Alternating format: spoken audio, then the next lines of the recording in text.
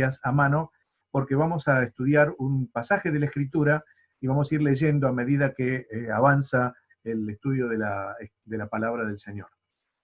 Primera Timoteo capítulo 5, vamos a leer hoy. Vamos a estudiarlo. Primera Timoteo capítulo 5. Tengan su Biblia abierta y ya les voy a decir cuándo vamos a ir leyendo los versículos para abreviar la lectura, porque si no el capítulo es largo y tenemos que ser breves en estos mensajes virtuales. Estamos estudiando las epístolas pastorales, que son Primera, Segunda Timoteo y Tito. Y particularmente en Primera Timoteo, la frase clave de esta epístola es la que se encuentra en el capítulo 3 y versículo 15, donde dice el apóstol, para que si tardo sepas cómo debes conducirte en la casa de Dios, que es la iglesia del Dios viviente, columna y baluarte o defensa de la verdad.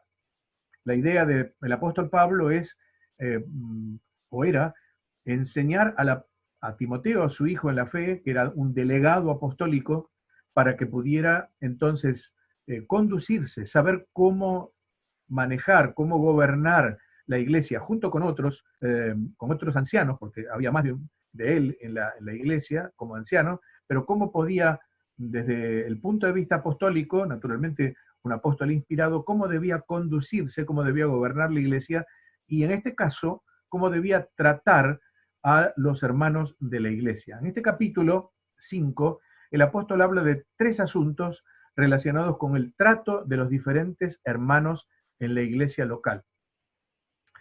Es un capítulo que comúnmente no leemos, o que no lo habremos leído seguramente muchas veces, pero que vamos a tratar de mirarlo sencillamente juntos. Estas directivas que el apóstol Pablo estaba dando a su hijo en la fe son para todo tiempo, no solamente para el primer siglo, y son para todo creyente, no solamente para los ancianos, en este caso representados por Timoteo. Así que vamos a mirar sintéticamente en este pasaje cómo debe ser nuestro trato en la iglesia hacia los hermanos de la iglesia, en primer lugar, hermanos y hermanas, en segundo lugar, hacia los ancianos de la iglesia, y en tercer lugar, hacia nosotros mismos, es decir, cómo debe ser nuestro cuidado de nosotros mismos. Empecemos entonces pensando, reflexionando sobre el trato nuestro hacia los hermanos y hermanas en la iglesia, tal como el Señor se lo enseña a través de Pablo a Timoteo. En el versículo 1, capítulo 5, versículo 1, uno lee estas palabras: no reprendas al anciano, sino exhórtale como a padre. La primera cosa es cómo debemos tratar a los ancianos. En este caso se trata de ancianos de edad. Ancianos de edad. Cuando dice que debemos tratarlos como padre, significa que lo debemos hacer con todo respeto, con toda paciencia y toda consideración. Dice Pablo, no se les debe reprender. Esta palabra es una palabra muy fuerte, significa justamente hablarles fuerte, golpear con las palabras. A veces las palabras son más duras que un golpe, inclusive, un golpe físico. Tratarlos duramente, ásperamente, desmedidamente. Bueno, eso es lo que no debía hacer Timoteo y no debemos hacer nosotros. A veces los jóvenes, todos hemos sido jóvenes y todos lo hemos hecho en nuestra juventud en alguna medida, consideramos a los mayores como fuera de época. Muchas veces se les tiene en poco, pero la Biblia enseña cómo se debe tratar a las personas mayores. Leo en Levítico 19 y versículo 32 estas palabras. Delante de las canas te levantarás y honrarás el rostro del anciano. Ustedes deben saber que los orientales, particularmente los japoneses, que sienten por sus mayores un gran respeto, dicen que cada anciano es una biblioteca viviente. Así dicen, es un dicho muy normal. Sin duda, los años agregan sabiduría y agregan experiencia, y es bueno aprovecharla para saber más y para no cometer inclusive los mismos errores. Y al final de cuentas todos vamos a llegar, si así Dios lo dispone, a esa edad de limitaciones, hay que admitirlo, y necesitaremos una consideración especial, un respeto especial, un trato especial, como cuando ese anciano fue padre en su juventud y trataba a los niños, a sus niños, que ahora ya son jóvenes, con sumo cuidado, con protección y con todo cariño. Acá dice, exhórtale. La palabra original significa llamarlo aparte y ponerse a su lado. ¿Y para qué? Bueno, para ser su ayuda, su sostén, para exhortarle, para ayudarle y hasta para consolarle en los momentos difíciles que muchas veces se pasa en la vejez. Hay que hacerlo con toda comprensión, hay que hacerlo con todo afecto. Es cierto que los ancianos, como todos, pueden cometer errores, sin lugar a dudas. Y acá no dice que hay que pasarlos por alto. Dice que si se llegaran a equivocar, hay que hacerles comprender su error con toda consideración. Los ancianos de edad. Dice acá a los jóvenes, en el versículo 1 agrega a los más jóvenes como a hermanos. Es decir, los más jóvenes, los hermanos más jóvenes, varones, con afecto fraternal, como hermanos en el Señor. En 2 Tesalonicenses capítulo 3 y versículos 14 y 15 dice esto: si alguno no obedece a lo que decimos por medio de esta carta, a ese señaladlo y no os juntéis con él, para que se avergüence. Pero agrega algo, dice, no lo tengáis por enemigo, sino amonestadle como a hermano. Así que si algún joven estuviera haciendo algo no conveniente, el consejo es amonestarle. Eso no significa reprenderle si no hace falta, o censurarle, y mucho menos castigarle. Significa, y eso es lo que significa la palabra amonestar, convencerle con ideas que penetren en su mente para que corrija su error. Ahora, esta amonestación siempre, siempre es necesario darla con toda paciencia, como dice la Biblia, toda paciencia y doctrina. Y fíjense, hermanos, que doctrina no significa reglas a cumplir, o porque siempre se hizo así, o porque lo dicen los ancianos. Doctrina es enseñanza de la palabra de Dios, dada con toda humildad y con toda espiritualidad. Dios nos libre de ahuyentar a los jóvenes con nuestras actitudes. Hace muchos años me decía un querido hermano, que ya está con el Señor y fue el director del campamento Elín durante muchos años, un hombre que amaba a los jóvenes. Dice, mira, mientras tenés a los jóvenes cerca, podés ayudarles y enseñarles. Cuando se van, es muy difícil o tal vez ya sea tarde. Los mayores tengamos así afecto, y así como los jóvenes para los mayores también para los jóvenes, consideración, respeto, paciencia y doctrina, enseñanza. En el versículo 2 dice acá, a las ancianas trátalas como a madres, como trataríamos a nuestra madre. Qué lindo que es ver en la congregación hermanas mayores, cuando esas hermanas que cariñosamente le llamamos viejitas, nuestras viejitas, que siempre son un modelo, un ejemplo de fidelidad, de constancia, de amor. En la iglesia se nos fueron varias, algunas están en el exterior, como Celia, pero se nos fueron varias a la presencia del Señor, y por cierto que las extrañamos.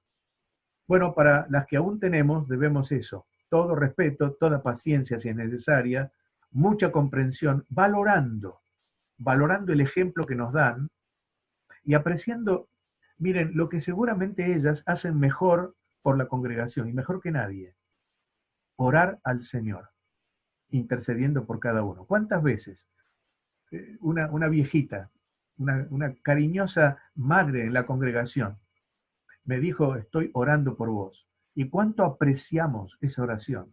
¿Cuánto necesita la iglesia esa oración de las hermanas mayores que por ahí no hacen otra cosa o no pueden hacerla, pero sí pueden orar y de hecho con toda fidelidad van al trono de la gracia?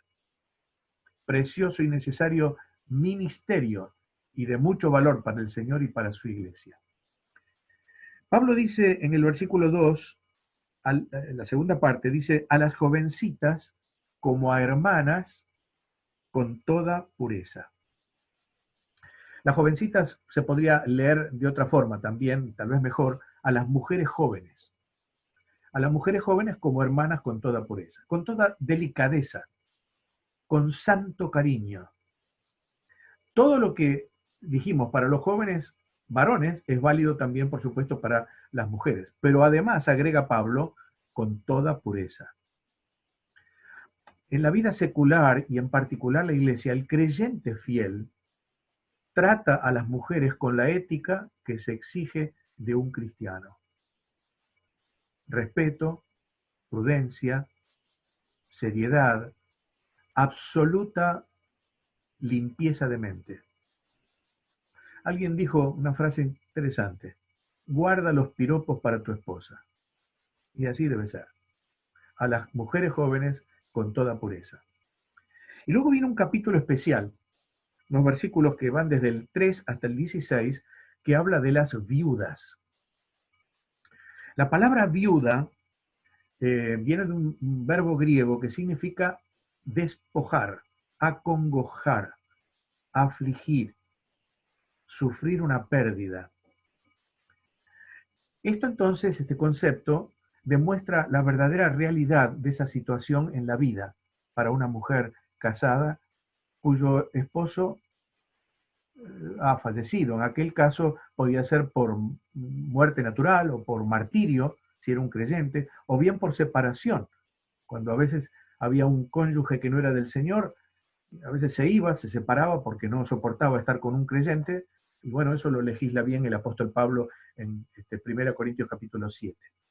Ahora, ese despojamiento, esa pérdida, demuestra la verdadera realidad de aquellas mujeres en el primer siglo, sobre todo, que en aquel tiempo la mujer era muy dependiente del trabajo y de la protección del marido.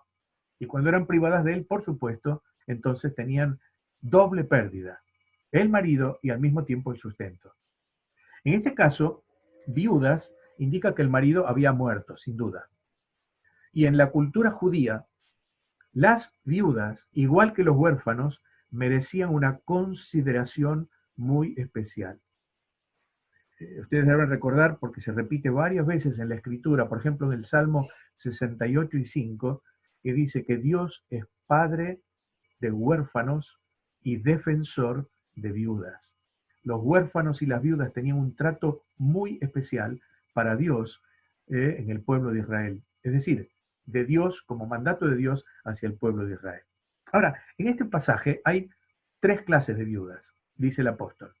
Las que están del todo desamparadas, las viudas que tienen familia y las viudas que son jóvenes. Vamos a tratarlo brevemente cada uno de ellos. Y ya digo, este pasaje muy probablemente no lo hayamos estudiado muchas veces, pero bueno, está ahí, está en nuestro tema y vamos a estudiarlo sintéticamente. En primer lugar, las viudas que están del todo desamparadas. Dice el versículo 3 en principio, dice, honra a las viudas que en verdad lo son. Honrarlas, debido a la triste experiencia por las cuales ellas pasaron o están pasando, honrarlas significa darles justamente honor, un honor especial, un trato especial.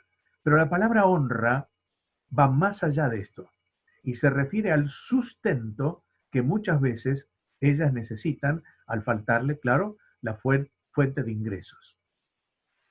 Debemos tener en cuenta que en el tiempo que vivía Pablo, las mujeres no tenían las responsabilidades que ahora tienen, al menos en nuestro mundo occidental. Así que se podría traducir así esto. Ayuda a las viudas que están desamparadas y no tienen a quién recurrir. Estas son las viudas que en realidad lo son. Ahora, ¿cuáles son, o eran más bien, y siguen siendo las condiciones para extender esa ayuda a las viudas? Bueno, en primer lugar, que sean verdaderamente viudas. Honra a las viudas que en verdad lo son, que no tienen otro amparo. Segundo, que tengan una vida digna. Para recibir el sustento de parte de la iglesia, estas viudas deben tener una vida digna como creyentes. Leo en el versículo 5 y 6. Dice, mas la que en verdad es viuda y ha quedado sola, espera en Dios y es diligente en súplicas y oraciones noche y día. Pero la que se entrega a los placeres, dice, este versículo es interesante y habría que estudiarlo, no podemos hacerlo lamentablemente. La que se entrega a los placeres viviendo está muerta. En tercer lugar, que cumplan ciertos requisitos. ¿Y cuáles son estos? En primer lugar, un requisito de edad. Dice el apóstol, no menor de 60 años. Eso está en el versículo, en el versículo 9. Dice, no menor de 60 años. 60 años en aquel tiempo era la frontera que daba lugar a la vejez.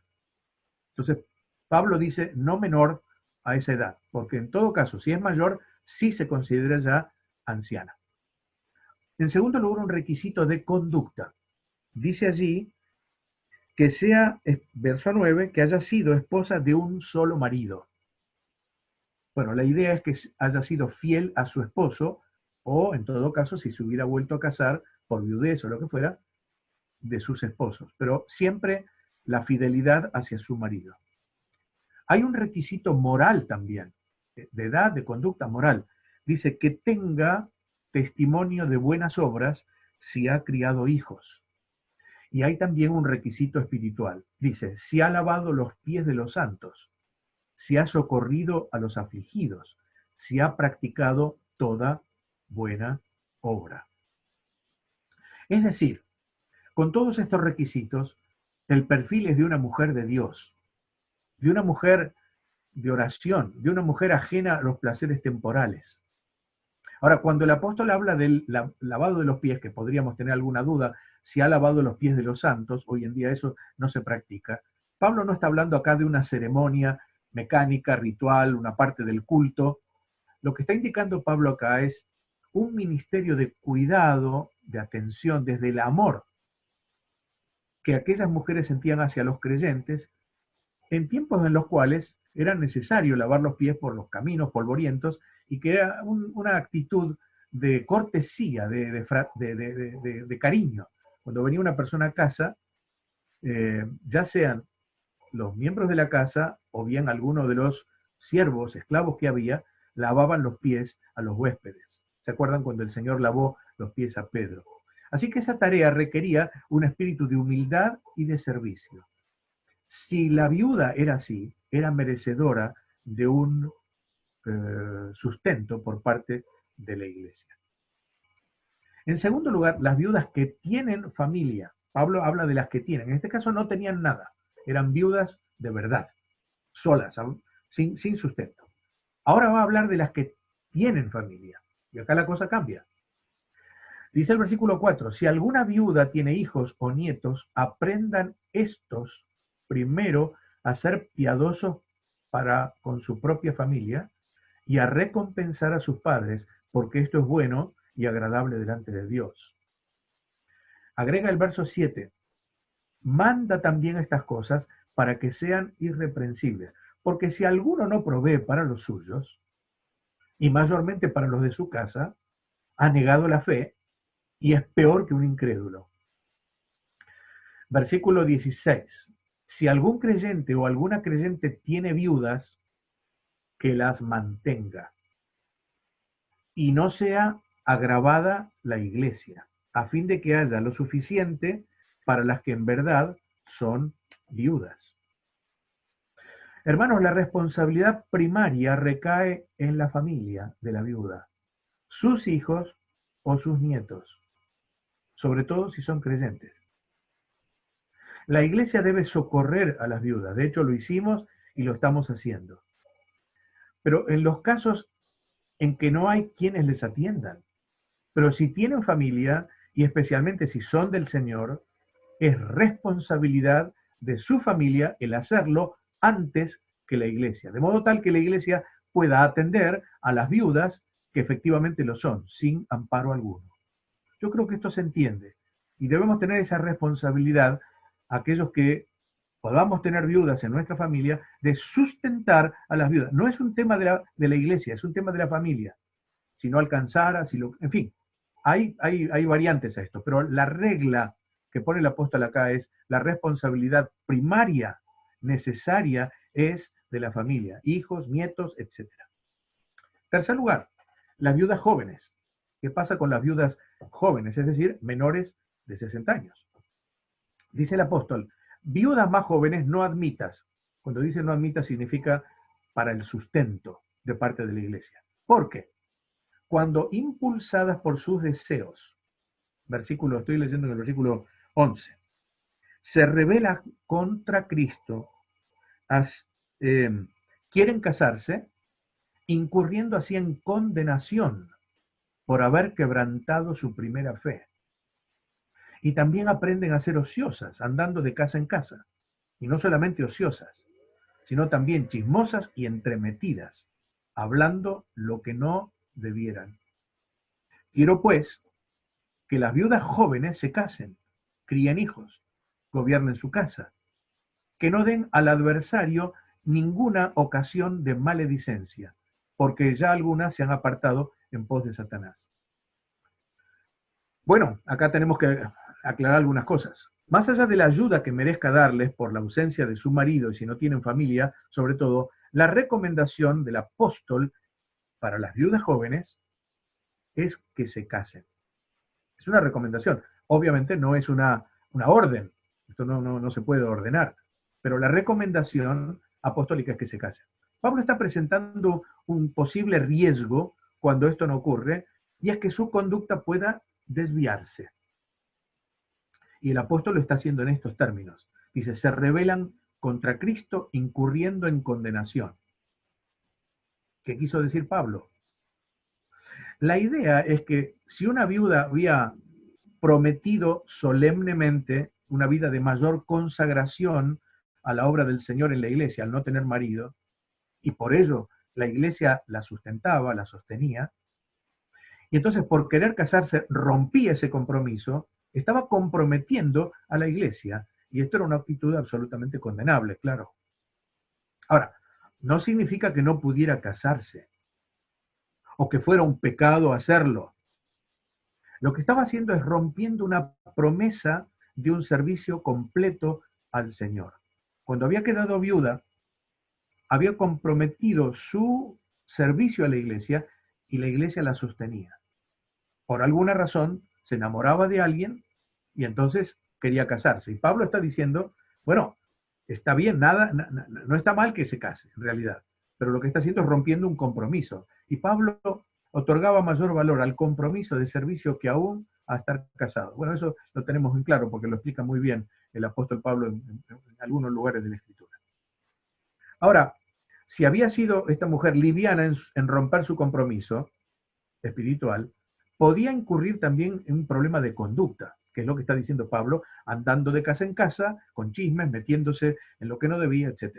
Todo un problema, porque el chisme produce grietas en la congregación. Usted sabe, la palabra chisme, viene de un término griego que significa esto, rajar, separar, enemistar a unos con otros, abrir una grieta. Eso es el chisme.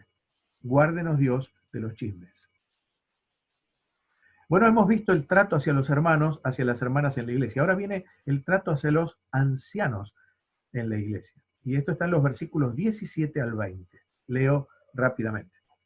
Dice así: los ancianos que gobiernan bien sean tenidos por dignos de doble honor, mayormente los que trabajan en predicar y en enseñar.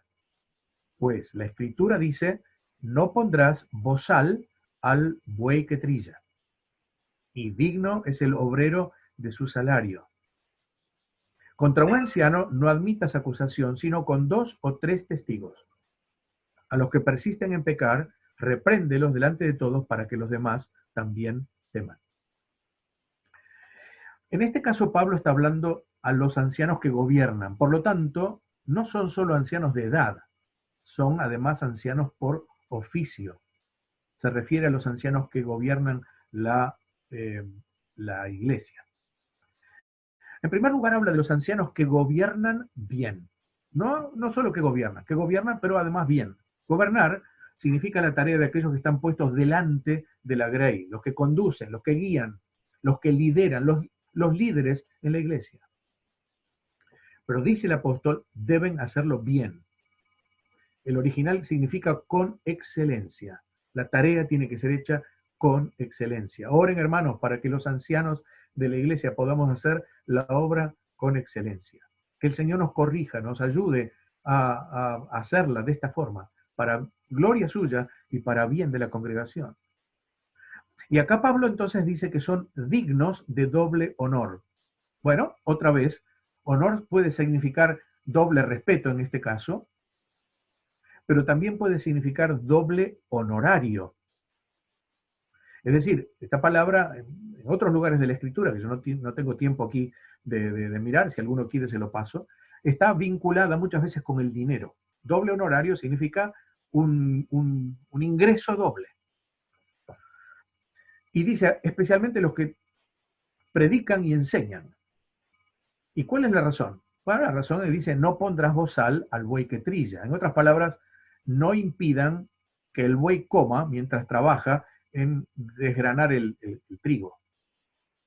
Y entonces agrega esto, digno es el obrero de su salario.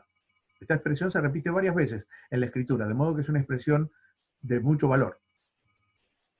Queridos hermanos, la predicación y la enseñanza son un verdadero trabajo que requiere dedicación, tiempo, renuncias, y aunque se haga con gozo, como se hace con gozo, significa que alguien muchas veces, la esposa, los hijos y hasta la salud, por no hablar de otras cosas lícitas en la vida, deben pagar un alto precio. La palabra que utiliza Pablo aquí para trabajar es una palabra que indica un trabajo duro que llega a dejar exhausto a la persona. Y no miente Pablo. Es utilizada por el apóstol cuando describe su servicio en la obra del Señor, cuando dice, por ejemplo, en Colosenses 1, 29, para lo cual también dice trabajo, luchando según la potencia de Él, la cual actúa poderosamente en mí. Fíjese, la palabra luchando ahí es la palabra agonizando. En 1 Tesalonicenses 5:12 dice Pablo, os rogamos, hermanos, que reconozcáis a los que trabajan entre vosotros y os presiden en el Señor y os amonestan, y que los tengáis en mucha estima y amor por causa de su obra. Ahora, esto significa que los hermanos que predican, que enseñan, que gobiernan, deben tomar esta actividad como una tarea que merece sumo cuidado, dedicación y costo. Pero también indica que la iglesia debe valorarla como tal. El problema es que muchas veces los creyentes no toman este servicio como un trabajo. Cualquier trabajo es remunerado, menos el trabajo de predicar, pocas veces lo es. Ahora, por favor, tengan en cuenta que esto que digo no estoy significando para nada, Dios sabe, un pedido a la iglesia. Dios nos libre de ello. Nunca lo hemos percibido y no tenemos por qué hacerlo. Pero sí hay mandamiento en la Escritura para que se haga. Cuando un hermano está dedicado full tiempo a la obra del Señor, pues debe también recibir el reconocimiento de parte de los hermanos si no tiene otra forma de sustento. Yo recuerdo que mi madre me decía esto, no quiero que me hagas regalos, más de una vez me lo decía. El mejor regalo es que me obedezcas. Bueno, lo voy a trasladar ahora.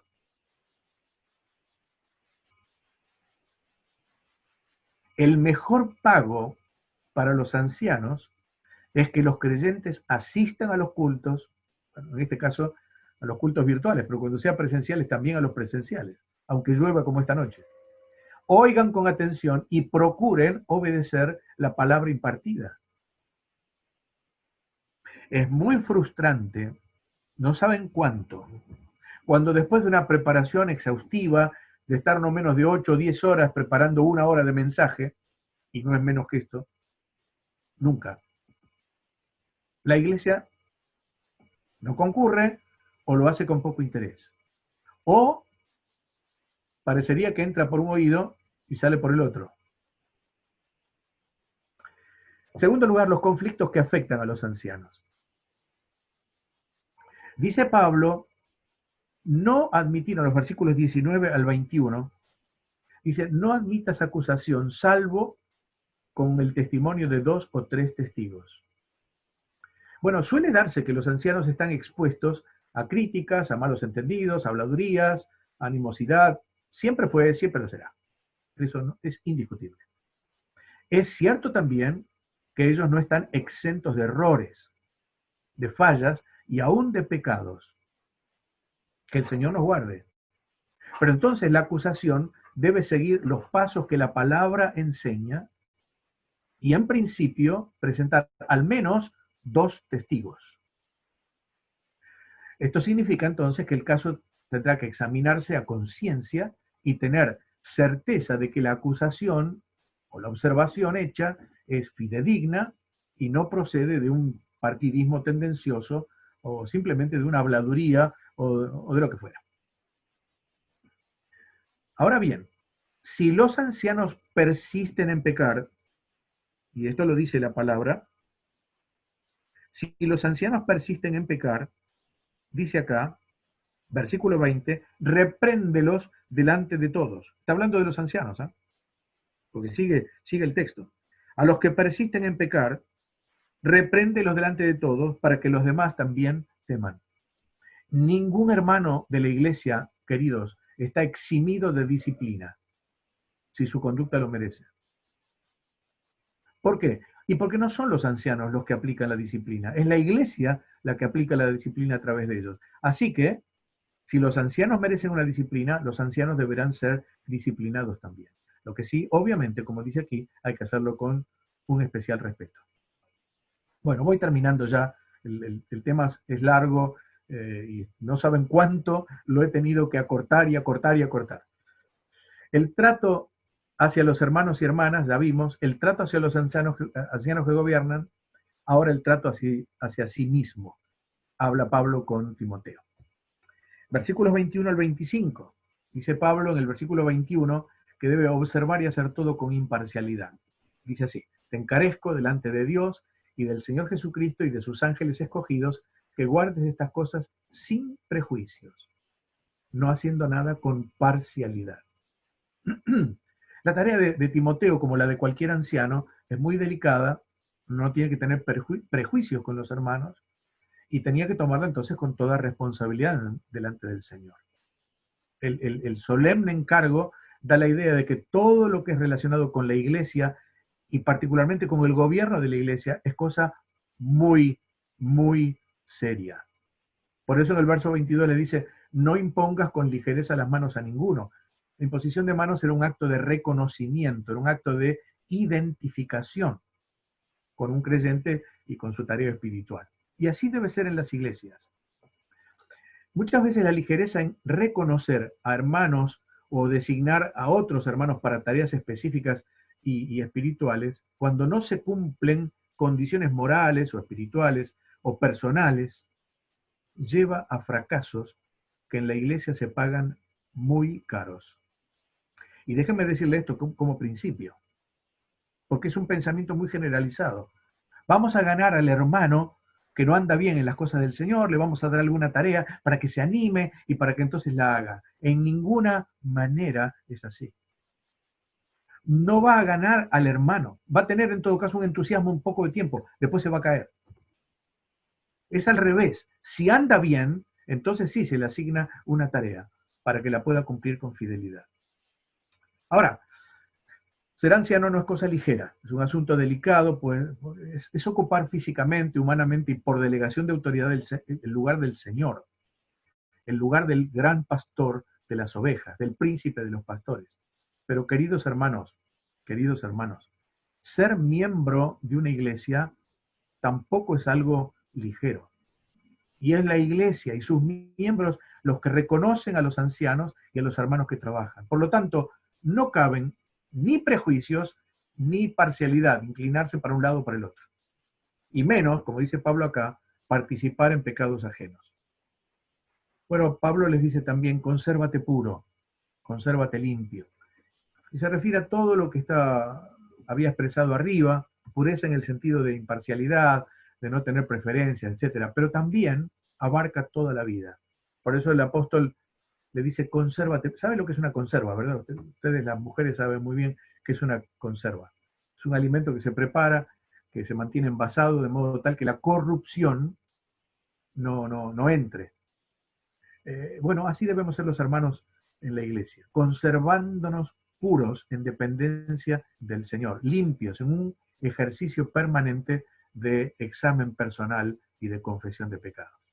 Y finalmente, pues, cuidar la salud. Pablo le dice, ya no bebas un poco de agua, no bebas agua más bien, sino usa un poco de vino a causa de tu estómago y de tus frecuentes enfermedades. Probablemente el agua en el Imperio Romano, probablemente fuera en muchos lugares no del todo potable, cierto peligro para la salud, pero también le aconseja un poco de vino para las enfermedades. Probablemente tenía problemas de digestión, etc. Pablo habla de frecuentes enfermedades. De modo tal que ese poco de vino era muy bueno para él, y lo que revela acá, lo que Pablo le quiere decir es cuida tu cuerpo, cuida la alimentación de tu cuerpo, cuida vivir saludablemente, no abusar de alimentos o bebidas o modos de vida, y somos responsables en eso del cuidado de nuestro cuerpo. Hermanos, termina el apóstol diciendo en el versículo 24, dos versículos que merecerían un estudio más exhaustivo. Los pecados de algunos hombres, dice, se hacen patentes antes que ellos vengan a juicio, mas a otros se les descubren después. Asimismo, se hacen manifiestas las buenas obras, y las que son de otra manera no pueden permanecer ocultas. Es cierto, hay creyentes cuyos pecados van delante de ellos, literalmente, como dice acá. En otros permanecen ocultos, van detrás de ellos, siguiéndolos. Algún día, dice la Biblia, el pecado alcanza. Pero tal vez no sea en esta vida, tal vez sea cuando el Señor nos llame a su presencia, y qué triste será, no que esos pecados nos vayan a condenar, pero hayan restado bendiciones y un servicio más fiel para el Señor. Ese día todo va a salir a la luz, aún las intenciones del corazón. Debemos tener cuidado entonces de tener vidas limpias. Así como se ven las obras, aunque a veces se ocultan, también las buenas obras se evidencian, se hacen manifiestas. El Señor siempre tiene en las iglesias hombres y mujeres fieles que le sirven con temor, con limpia conciencia y con fiel dedicación. Bueno, les pido perdón por lo largo, pero Dios nos ayude a observar estos conceptos que aún después de 20 siglos conservan la misma vigencia, la vigencia de la palabra eterna de Dios. Que nos ayude el Señor a ser hombres y mujeres fieles, cada uno en el lugar que Dios puso en la iglesia, cumpliendo la tarea, con mente limpia, con corazón limpio, agradando al Señor, para su gloria y para nuestra bendición. Amén.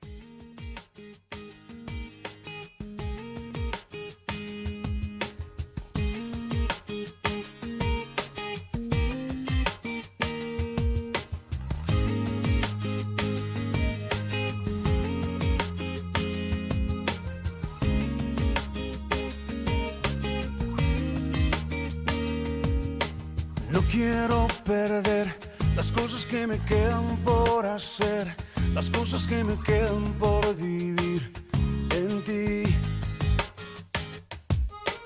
No quiero olvidar las cosas que planeaste para mí, los sueños que me diste lograré por ti. No tienes que buscar a nadie más, yo quiero ir. Aquí está mi tiempo, aquí están mis horas, aquí estoy yo. Mi vida es para ti y en ti la quiero yo invertir. Aquí están mis manos, aquí está mi voz, aquí estoy yo, aquí estoy yo.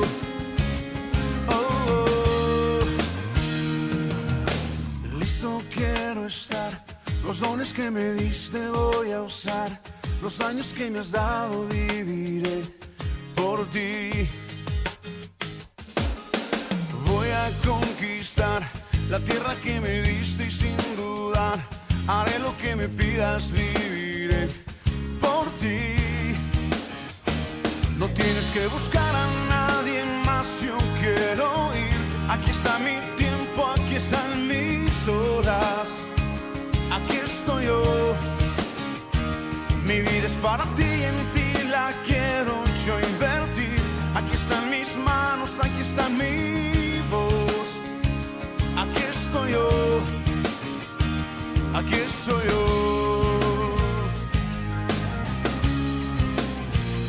No tienes que buscar a nadie más, yo quiero ir.